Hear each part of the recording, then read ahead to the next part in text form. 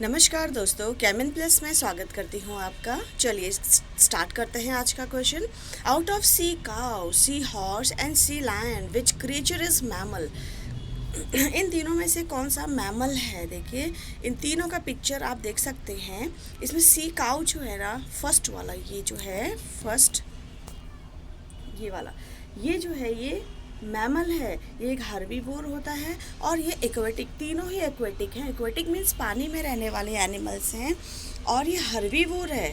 और जिसकी हर्बीवोर है फिर भी, और इसे क्या कहते हैं? सी काऊ कहते हैं, क्योंकि ये काऊ की तरह इसका लुक आता है। जब इसका फ्रंट लुक देखते हैं तो काऊ की तरह ही ये दिखाई देता है। ठीक है, चलिए आगे बढ़ते हैं।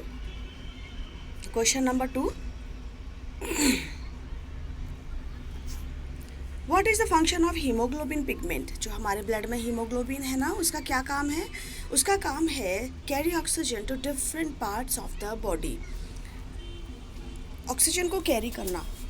ये हीमोग्लोबिन ऑक्सीजन के साथ रिएक्शन करके ऑक्सी हीमोग्लोबिन बनाता है, जो कि हमें क्या करता है, जो हम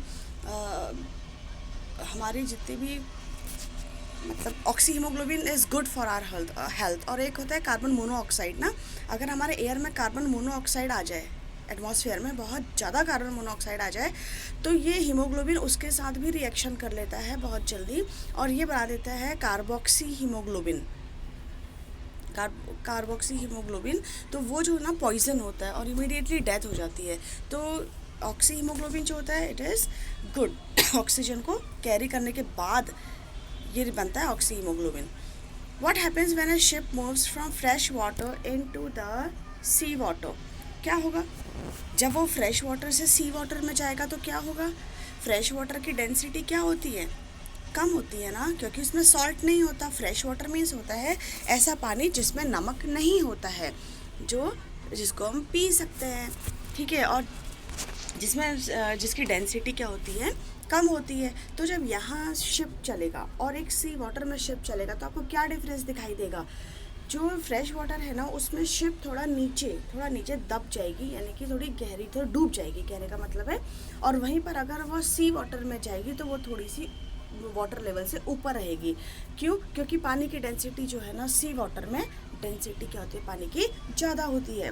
तो डेंसिटी ज़्यादा होगी तो वो शिप को ऊपर रखेगी।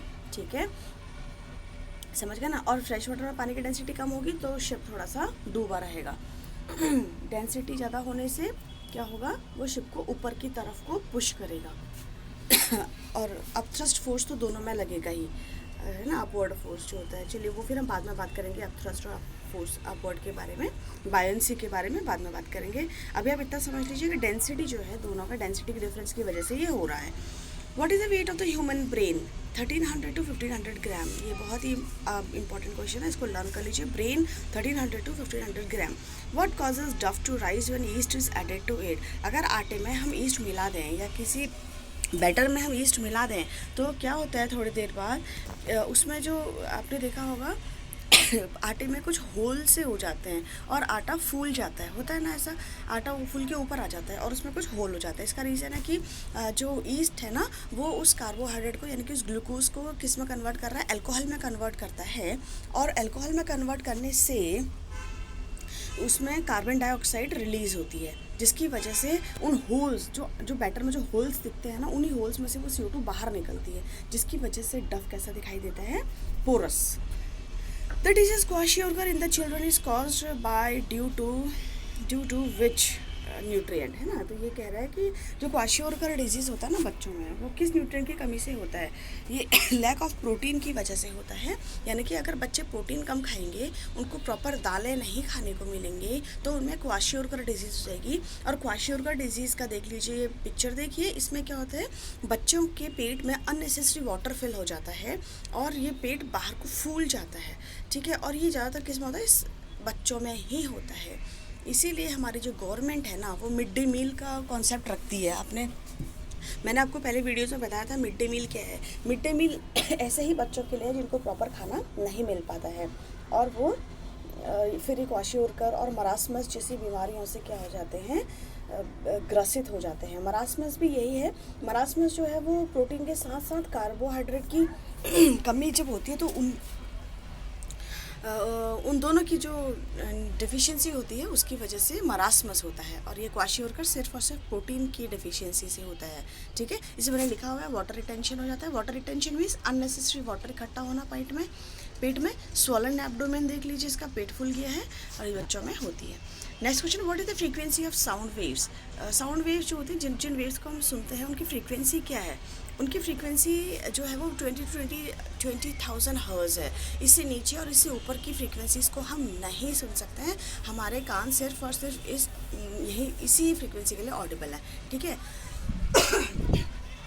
अभी कह रहा what is the velocity of sound in the air. Velocity जो है ना किसकी, साउंड की वेलोसिटी एयर में कितनी है भैया।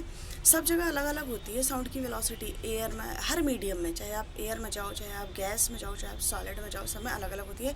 वैक्यूम में भी अलग होती, वैक्यूम में अब डिपेंड करता है। अच्छा, वैक्यूम में साउंड ट्रैवल होती है या नहीं, मैं आपको बता दूं। वैक्यूम मतलब नो एयर, वहाँ साउंड ट्रैवल नहीं होगी, क्योंकि साउंड को एक जगह से दूसरी जगह जाने के लिए मीडियम की ज़रूरत पड़ती है। मीडियम की ज़रूरत पड़ती है यानी कि पार्टिकल्स होने चाहिए वहाँ पे, यानी कि एयर होनी चाहिए वहाँ पे।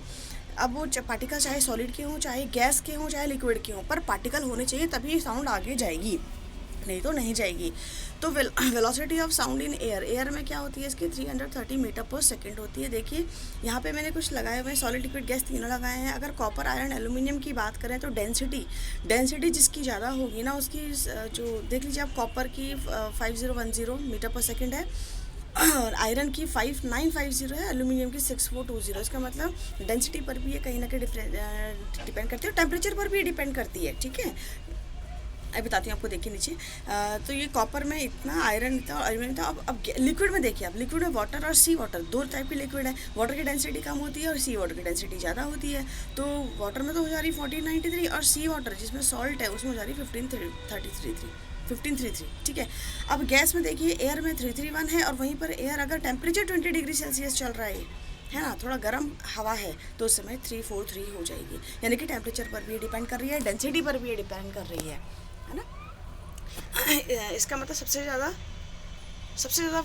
तेज किसमें बहती है साउंड, फ्लो होती है सॉलिड्स में। ठीक है, सॉलिड में सबसे ज़्यादा, और इसका रीज़न मैंने आपको पहले बता दिया है, क्योंकि पार्टिकल्स होते हैं सॉलिड पास, उनके बीच में क्या होता है, स्पेस बिल्कुल नहीं होता है। तो एक पार्टिकल से दूसरे पार्टिकल में आराम से साउंड ट्रैवल हो जाती है, और बहुत जल्दी आवाज़ चली जाती है। पहले से क्या होता था ना कि ये सिग्नल्स वगैरह तो होते नहीं थे, है ना। अगर होते भी थे तो मतलब लोग क्या करते थे ना, कि ये जो रेल की पटरियाँ होती है ना, उसमें आइडिया लगाने के लिए कि ट्रेन कितना दूर है, आइडिया लगाने के लिए सिग्नल होते भी हैं, तो लोग जल्दी में काम करने के लिए ये सब इवन आज भी करते हैं। अगर आप देखेंगे जिनके रास्ते में रोज़ ये ट्रैक्स चलते हैं, पढ़ते हैं, वो लोग क्या करते हैं, वो आइडिया लगाते हैं कि ट्रेन कितना दूर होगी, तो वो क्या करते हैं, अपने कानों को पटरी पे लगाते हैं, और पटरी पर कान लगाने से उनमें वाइब्रेशंस होती हैं, है ना। जो रेल होती है ना उस पर वाइब्रेशन होती है, और उस वाइब्रेशन से उनको आइडिया लग जाता है कि ट्रेन कितनी दूर है। तो इसका मतलब सॉलिड में देखो आप, कहाँ तो ट्रेन चल रही होगी और कहाँ वाइब्रेशंस हो रहे हैं, है ना। तो ये इससे आइडिया लगाते हैं लोग। ठीक है, चलिए आगे बढ़ते हैं। Who is the inventor of डायनेमाइट। डायनेमाइट ये होता है एक पावरफुल एक्सप्लोसिव सब्सटेंस होता है। ये अल्फ्रेड नोबेल ने इसको डिस्कवर किया था, अल्फ्रेड नोबेल। ठीक है। Which instrument is use to measure time in the ship में हमारी नॉर्मल वॉच नहीं चलती है फ्रेंड्स, उसके लिए एक क्रोनोमीटर स्पेशल वॉच होती है, वो चलती है। ये कभी रॉन्ग टाइम नहीं दिखाएगी आपको। ठीक है, इसमें किसी तरीके से कोई प्रॉब्लम नहीं आएगी, और ये शिप में यही यूज़ होती है। नेक्स्ट है what are the water soluble vitamins and what does it mean. Water soluble जो विटामिन्स होते हैं वो जो हैं, वो तो मैंने आपको बता दिया, WBC होते हैं। WBC मतलब W for water, BC means vitamin B and vitamin C। तो जो वाटर सॉल्युबल विटामिन्स हैं वो vitamin B and vitamin C हैं। ठीक है। WBC तो याद ही होगा ना, RBC WBC, तो WBC से याद कर लीजिए, water soluble vitamins are B and C। तो ये व्हाट डज इट मीन, मतलब वाटर सॉल्युबल से हमें कहने का क्या मतलब है। वाटर सॉल्युबल विटामिन का मतलब है कि ये जो है ना, ये बॉडी में स्टोर नहीं होंगे, ये वाले विटामिन्स बॉडी में स्टोर नहीं होंगे और एक्सक्रीट हो जाएंगे यूरिन के थ्रू बॉडी से बाहर। ठीक है, विटामिन B और विटामिन C बॉडी में स्टोर नहीं होंगे, ये यूरिन के थ्रू बाहर निकल जाते हैं। ठीक है, चलिए आज के लिए इतना ही, कल फिर कुछ नए क्वेश्चन के साथ आऊँगी, तब तक बहुत बहुत धन्यवाद। एंजॉय कीजिए, खुश रहिए, मस्त रहिए, पढ़ते रहिए।